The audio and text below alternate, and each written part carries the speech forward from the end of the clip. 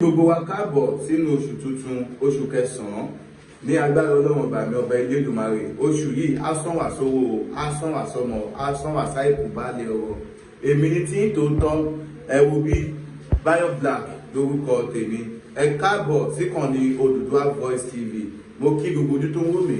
Mo kí orí tẹ fún mi ò ní fọ́, bẹ́ẹ̀ náà ni etí tẹ fi ń gbọ́ mi. Etí náà ò ní di láṣẹ Elédùmarè. Ẹ má gbàgbé láti bá mi tan subscribe button tó bá jẹ́ pé gbà àkọ́kọ́ rè tẹ́yìn iṣẹ́ ń wo ìkànnì yìí. Ẹ wo bí kíni kan tá a fẹ́ gbé yẹ̀wò lónìí. Ẹ̀yin ọmọ Yorùbá, ẹ ti mọ àwa lánàá kó tó dé nìí. Ẹ mọ̀ pé lálàáfíà àti ìṣọ̀kan bó ṣe máa ṣe jọba nílẹ̀ Yorùbá, òun ló di àwa lógún. Ẹ wo bí àṣírí ti tú o, torí pé kí ni wọ́n ní ó jọ gàté kò jọ gàté, ó máa ń fẹsẹ̀ méjèèjì jọra wọn. Ẹ jọ̀ọ́ ẹ jẹ́ ká bira wa léèrè pé kí ni ìṣòro wa, kí ni gangan ni problem wa ní Nàìjíríà lọ́jọ́ tòní. Ó fẹ́ lè má sí ìwé ìròyìn kan tó máa jáde lọ́jọ́ tòní tí kò ní sọ̀rọ̀ nípa àwọn ajínigbé, àwọn Fúlàní darandaran, àwọn unknown gunmen àti bẹ́ẹ̀ lọ. Èyí ló fa ìbẹ̀rùbojo tàwọn kidnappers, àwọn bandits lọ́tún, bandits lósìn. Ìlú yẹn mà dáwóró. Ṣẹ́san Chief Dr. Sunday Igboho ni ọmọ Yorùbá sọ fún Igboho ìṣá. Bí wàhálà ajínigbé ṣe ń lọ lọ́tún, tí wàhálà Fúlàní darandaran tó ń lọ lósìn, a ò máa rí ẹnì kankan tó dìde nílẹ̀ Yorùbá. Ẹni tá a rí tó dìde òun náà ni Chief Dr. Sunday Aládìsá Adéyẹmọ Ìgbòho Òòṣà. Ìgbòho. Àmọ́ ogun tí ayé yẹn wà lórúkọ Jésù, agbára Ọlọ́run kó tú yín sílẹ̀. Dádì àti mọ́mì, Olúwa rán mi sí yín sà. Kí ló ń tẹ̀ ńlá kọjá tó dàbí pé ẹ rò pé kò sí ọ̀nà àbáyọ mọ́? Olúwa ní kí n sọ fún yín pé kẹ́ má sọ ìrètí nù. Ọ̀nà àbáyọ ṣì wà fún yín tí ó bá ṣe é ṣe fún Ọlọ́run láti jí Lásárù dìde kúrò nínú òkú ọjọ́ 4 tó ti rùn. Olúwa náà ṣetán láti dá yín lóhùn. Ohunkóhun tó wù kẹ́ máa là kọjá. Ṣé ẹ̀ ń wáwé ìgbélú ni? Ṣé iṣẹ́ yín ni ò lọ déédé? Ṣé ẹ̀ ń wá ọ̀nà àbáyọ? Lórí ìgbéyàwó lẹ ti ní ìṣòro tẹ́ ń là kọjá ni. Ohunkóhun tó wù kẹ́ máa là kọjá. Ọjọ́ Olúwa kò sí tó Olúwa ò lè ṣe. Ẹ̀rọ ìbánisọ̀rọ̀ tẹ́ fi máa bá mi sọ̀rọ̀. Òun náà ni +234 7025475427.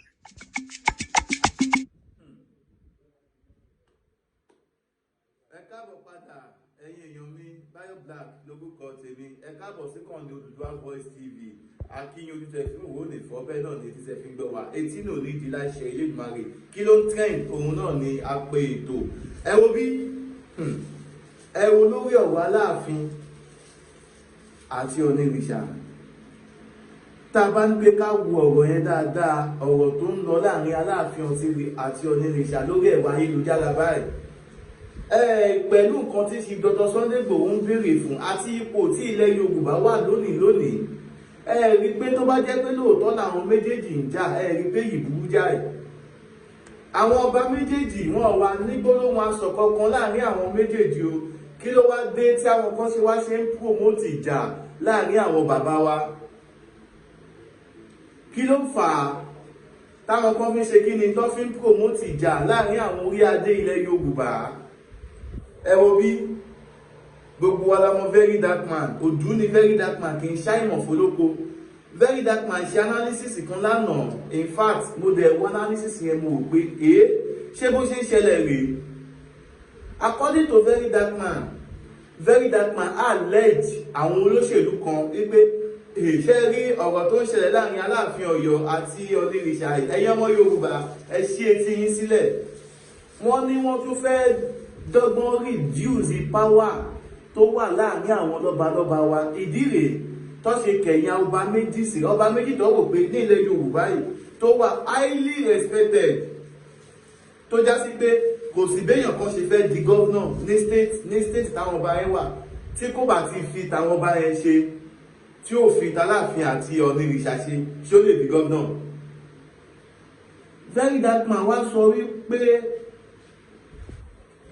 ó ní ṣé mi ò mọ̀ pé wọ́n fẹ́ fi ilé ìdọ́gbọ́n reduce agbára wọn ni wípé so that àwọn bòòlì ní mọ́ ṣe gbogbo respect táwọn èèyàn fún wọn wọ́n fẹ́ gbà á ẹjọ́ tẹ́ẹ̀bàdẹ́ gbàgbé kan tí sí Dr. Sunday Igboho ń jà fún gbogbo wa lárí wípé èyí ó wà lára nǹkan tí sí Dr. Sunday Igboho ń jà fún wípé àwọn ọba wọn ò lápọ̀nlé mọ́ wípé kí ni àwọn olóṣèlú kan wọ́n ti dáṣọ àbùkù bo ọba tí ó dẹ̀ yẹ kó rí bẹ́ẹ̀.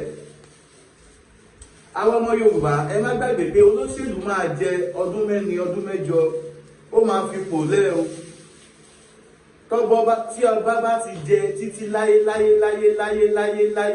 ni o ikú nìkan ló ń gba kò lọ́wọ́ ọba kọ́lọ́run ọba kó jọ gbogbo orí adé wa ní ilẹ̀ Yorùbá kí Ọlọ́run má jẹ́ ká fi kankan nínú yín ṣàwátì ẹ bá wa dúró digbídigbí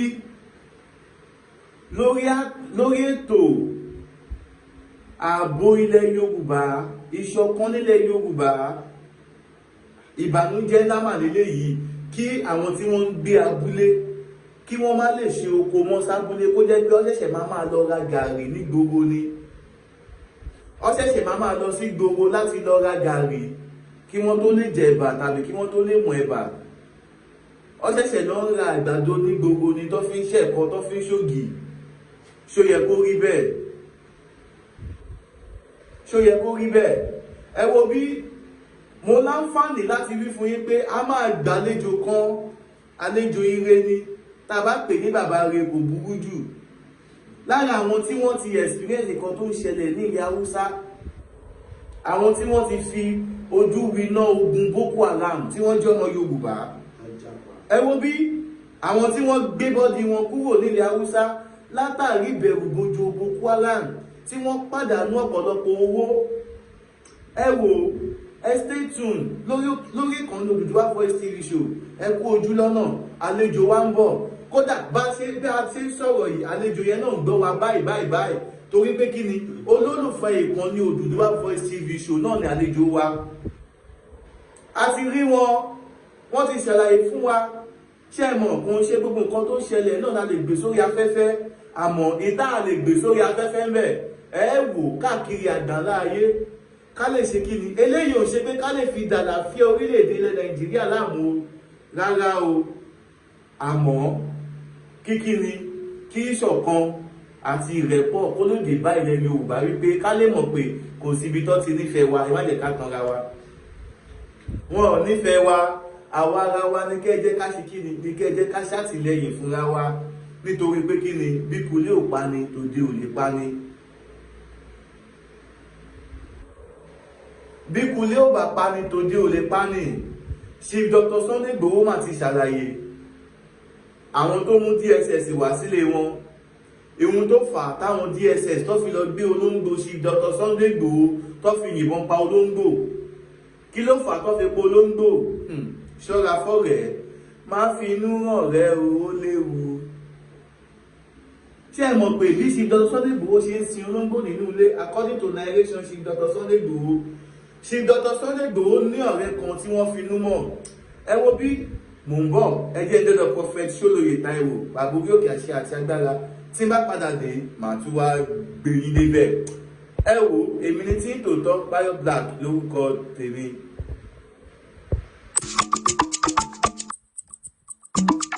Mo pàṣẹ sínú ayé tó lè rí àmì ṣe láti òní lọ lábẹ́ àhámọ́ ogun tí ayé yẹn wà lórúkọ Lásárù dìde kúrò nínú òkú ọjọ́ mẹ́rin tó ti rùn Olúwa náà ṣetán láti dá yín lóhùn ohunkóhun tó wù kẹ́ máa là kọjá ṣé ẹ̀ ń wáwé ìgbélò ni ṣé ṣe yín ni ò lọ wá ọ̀nà àbáyọ lórí ìgbéyàwó rẹ ti ní ìṣòro tẹ̀ là kọjá ni ohunkóhun tó wù kẹ́ máa. Gbogbo àwọn ọmọ Yorùbá tí wọ́n wà káàkiri àgbáyé kí wọ́n lè rí kọ́ lè mọ̀ wípé kí ni adánìkan nìkan ló ń ṣe púpé jù ká ní pé bí ọká ṣe léwájú ká gbàdú tẹ̀lé lẹ́yìn kí ṣèpè tẹ̀lé kí mọ́númọ́nú tẹ̀lé kẹ́lẹ́bú tẹ̀lé ọdẹ wo ló máa láyàláyà tó máa kojú ejò akọni tọ́lọ́ wá fún wa ní ilẹ̀ Yorùbá tí ń ṣe Aládìsá Adéyẹmọ Ìgbòho Òòṣà kí ló yẹ kí gbogbo akọni ilẹ̀ Yorùbá káàkiri ìgbèríko kí ló yẹ kí gbogbo wa ká dẹ̀ ṣe ẹ yẹ ká gbárùkù tì sí Dr. Sunday Igboho kọjẹ́ káwọn lọ gbógun ti àwọn ajínigbé wọ̀nyí. Chief Dr. Sunday Igboho tẹ̀síwájú nínú ọ̀rọ̀ wọn. Ó sọ pé àwọn ajínigbé wọ́n ní kíní lọ gbẹ́kẹ̀lé ìbọn. Ọláwọn dẹ̀ mọ orúkọ tí ìbọn ń jẹ́ àwọn